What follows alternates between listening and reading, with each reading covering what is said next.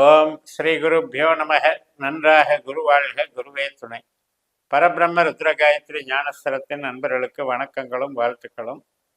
இந்த பதிவு மீன லக்னத்திற்கு. சுக்கிரன் சிம்மராசியில கேது நட்சத்திரத்திலிருந்து மாறி ஆகஸ்ட் 11ஆம் தேதி சுக்கிரனுடைய நட்சத்திரமான பூர நட்சத்திரத்தில் நுழைகிறார். ஆகஸ்ட் 22 வரைக்கும் 11 நாட்கள் சுக்கிரன் தன்னுடைய சொந்த நட்சத்திரத்தில் இருக்கிறதுக்கான பலன்களை இந்த பதிவில் நம்ம பார்க்க இருக்கோம். மீன லக்னத்துக்கு சுக்கிரன் அஷ்டமாதிபதி அப்படின்ற வகையில் கெட்டவர் தான். 3ஆம் இடத்துக்கும் அதிபதி, 8ஆம் இடத்துக்கும் அதிபதி. அதனால் 8ஆம் இடத்தினுடைய பலன் அங்கே ஓங்கி நிற்கும். ஏன்னா அவர் தன்னுடைய சொந்த நட்சத்திரத்தில் இருக்கிறதுனால அந்த 6ஆம் இடமும் 8ஆம் இடமும் அதீதமாக ஒரு வேலை செய்யும், வலுவடைந்து வேலை செய்யும். அப்போ அந்த வகையில் 6, 8ங்கிறது அகம் சார்ந்த விஷயம். அதாவது நம்மளுடைய உறவுகள், உடல் நலம், மன சந்தோஷம், இது மாதிரியான அகம் சார்ந்த விஷயங்களுக்கு நல்லா இல்லை. அதே புறம் சார்ந்த ஒரு வேலை செய்கிறோம், ஒரு சம்பாதிக்கிறது, ஒரு சர்வீஸ் பண்ணுறது, பொருளாதார ரீதியாக அது பெருசாக பாதிக்காது, நன்மைகளை கொடுக்கும்.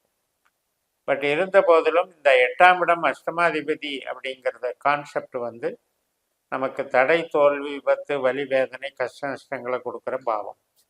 ஸோ அதனால் மீன லக்னத்துக்கு பொறுத்த வரைக்கும் இந்த 11 நாட்கள் கொஞ்சம் எச்சரிக்கையாகவும், கொஞ்சம் பாதுகாப்பாகவும், கொஞ்சம் தற்காப்பு முயற்சிகளை கையாள வேண்டும். அதாவது எதுலேயுமே கவனக்குறைவாக இருந்தால் அதனால் வரக்கூடியது நமக்கு பாதிப்புகள். ஏனென்றால் 6ஆம் இடம் என்பது மறைமுகமான எதிரிகள், சத்துரு தொல்லைன்னு இருக்கும். அதே நேரத்தில் கடனை இன்க்ரீஸ் பண்ணி கொடுத்துரும், நோயையும் இன்க்ரீஸ் பண்ணி கொடுத்துரும்.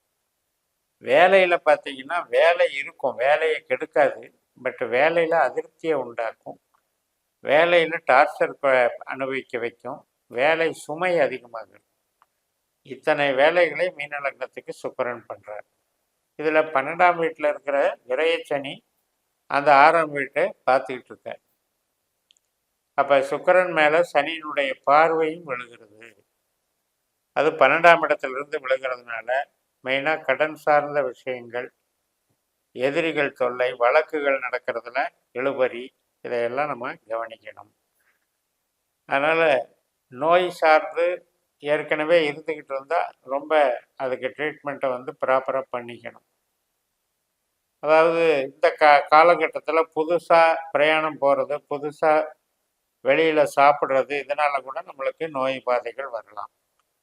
சுக்கிரன் என்பது மெயினாக சர்க்கரை நோயை குறிக்கிறது, ஹார்மோன்கள் சம்மந்தப்பட்ட தொல்லைகளை குறிக்கிறது, இரத்த நாளங்கள் சம்மந்தப்பட்டது, இஎன்டி சம்மந்தப்பட்டதெல்லாம் கொடுக்கும்.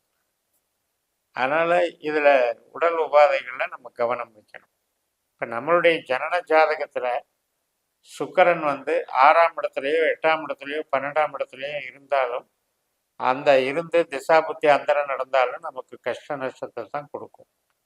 அதனால் அதில் கொஞ்சம் கவனமாக இருக்கணும். இப்போ நமக்கு ஒரு பொருளாதார சேமிப்பு, கேஷ் பேலன்ஸ் எப்படி இருக்கும் அப்படின்னு பார்த்தா அதை பெருசாக கெடுக்காது. ஆனால் 8ஆம் இடம் திடீர்னு யாருக்கிட்டையாவது ஒரு நம்பி கொடுக்கறதுலையோ அல்லது பிஸ்னஸ் பண்ணதுலையோ ஒரு பணம் மாட்டிக்கிறத குறிக்குது. அதனால் பண விஷயத்தில் கொடுக்கல் வாங்கல எச்சரிக்கையாக இருக்கணும். மற்றபடி இருக்கிற சேமிப்புக்கு பாதிப்பு வராது. இளைய சகோதரம், சகோதரி, உடன் பிறந்தவர்கள், இது சம்மந்தப்பட்டதில் நமக்கு நல்லா இல்லை.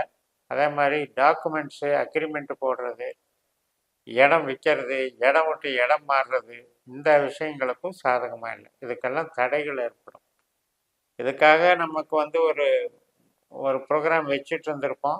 இந்த காலகட்டத்தில் அது திடீர்னு நமக்கு ஹெல்டப் ஆகும், அல்லது கேன்சல் ஆகும், அல்லது அதில் ஏதாவது ஒரு முட்டுக்கட்டை நடக்கும்.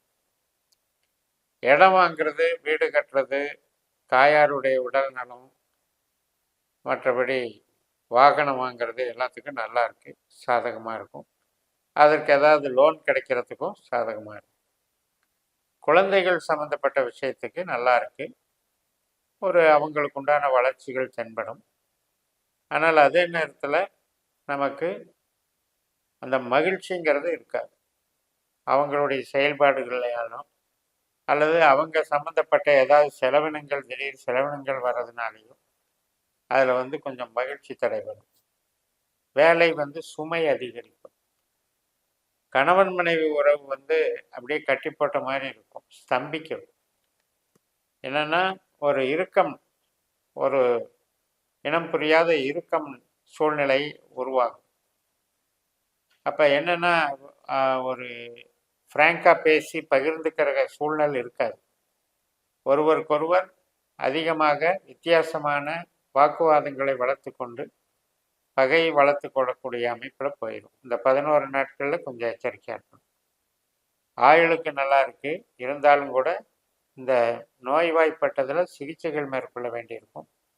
வாகனம் சம்பந்தப்பட்ட விதத்தில் விபத்துகள்லையும் கொஞ்சம் கவனமாக இருக்கணும். பூர்வீகம், தகப்பன் வர்க்கம் இதுகளுக்கெல்லாம் கொஞ்சம் நல்லா இல்லை. அதனால் பூர்வீகம் சார்ந்த நடவடிக்கைகளை நம்ம கொஞ்சம் பெண்டிங் வைக்கணும்.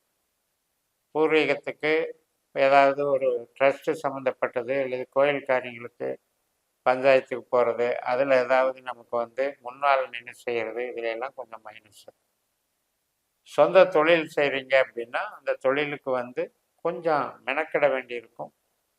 ஆனால் அந்த தொழில் வந்து கெடாது, வளர்ச்சி நன்றாக இருக்கும்.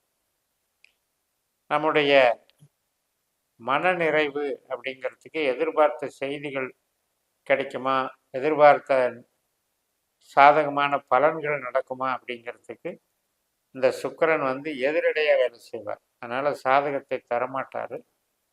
அதனால் தேவையில்லாத எதிர்பார்ப்புகளை வளர்த்துக்க வேண்டாம். அப்படி நடந்துடும் இப்படி நடந்துடும் சொல்லி ஒரு விஷயத்துக்காக கமிட் ஆகிறதோ அல்லது ஒரு பக்கம் இருந்து ஒரு பணம் வர வேண்டியது வந்துடும், அது வரைக்கும் வேறு கடன் வாங்கிக்கலாம் அப்படின்னு சொல்லி ஒரு அசம்ஷனில் செய்கிற மூலதன நடவடிக்கைகள் நமக்கு செட் ஆகும். அது கொஞ்சம் நமக்கு சுமையை கொடுக்கும். இடம் விட்டு இடம் மாறி வேலை செய்கிறதுக்கு சந்தர்ப்பம் இருக்குது. வெளிநாட்டு வேலைக்கும் ஆதாயம் இருக்குது, வளர்ச்சிகள் இருக்குது. மூலதனம் அப்படிங்கிறதுல சுப செலவுகள்னு எடுத்துக்கலாம். செலவுகளுக்கும் சாதகமாக இருக்குது. 12ஆம் இடத்துல இருக்கிற சனியினுடைய பார்வையில் சுக்கிரன் இருக்கிறார். அதனால் நமக்கு செலவுகள் சார்ந்தும் நமக்கு கடன் அதிகமாகிறத காட்டுறது, அல்லது ஒரு கடன் அடைக்கிறதுக்கு இன்னொரு பக்கம் கடன் வாங்கிறது காட்டுது. இதெல்லாம் வந்து மறைமுகமான ஒரு எதிரிகள் தொல்லை, வழக்குகளில் பிரச்சனை இப்படிங்கிறத குறிக்கும். அதனால் ருணரோக சத்துருஸ்தானத்தினுடைய தாக்கம், விரைய சனியினுடைய தாக்கம் அப்படிங்கிறது இந்த 11 நாட்களில் கொஞ்சம் கவனமாக இருந்துக்கணும். பேசிக்கலாக இருக்கக்கூடிய சில விஷயங்களுக்கு குரு வந்து நல்ல நிலைமையில் இருக்கிறதுனால அந்த அடிப்படையான ஒரு நன்மைகளை வந்து அவர் வந்து கெடுத்துட மாட்டார். அதனால் ஒரு அடிப்படை நன்மைகளில் பிரச்சனை இல்லை. இந்த 11 நாட்களில் நம்ம கவனக்குறைவாக இருந்தால் தான் இதெல்லாம் நடக்கும்.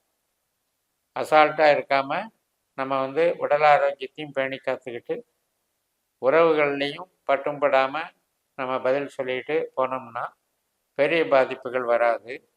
ஆனால் ஒன்றுக்கு ஒன்று ஈகோவிலையும் காம்படிஷன்லேயும் நமக்கு வந்து சுக்கிரனுடைய இது வந்து படோடாபம். அதனால் நம்ம கௌரவம், இதுக்காக நம்ம ஏதாவது செலவு பண்ணலான்னு நினச்சி பின்னால் வந்துடும் அப்படின்னு நினச்சி பண்ணுறதெல்லாம் இந்த காலகட்டத்தில் கடனை சுமையை அதிகரிச்சிடும் அப்படிங்கிறத ஞாபகத்தில் வச்சுக்கணும். ஜென்ரலாக திசா புத்தி அந்தரங்கள் நல்லா ஓடுறவங்களுக்கு எந்த பாதிப்பும் இல்லை. சுக்கிரன் ஜாதகத்தில் கெட்டு இருக்கவங்களுக்கு தான் 4, 8, 12 அல்லது 8, 12 உபநட்சத்திரங்களாக வந்திருக்கிறவங்களுக்கு தான் இந்த பலன்கள் வந்து கெடு பலன்களில் எச்சரிக்கையாக இருக்கணும்னு சொல்லி நிறைவு செய்கிறேன். இந்த சேனலை சப்ஸ்கிரைப் பண்ணி ஷேர் பண்ணுங்கள். உங்கள் தனிப்பட்ட ஜாதக பலாபலன்களை என்னுடைய வாட்ஸ்அப் நம்பரில் தொடர்பு கொண்டு பலன் பெறுங்கள். உங்களிடமிருந்து விடைபெறுகிறேன். உங்கள் ஜெயம். நன்றி, வணக்கம்.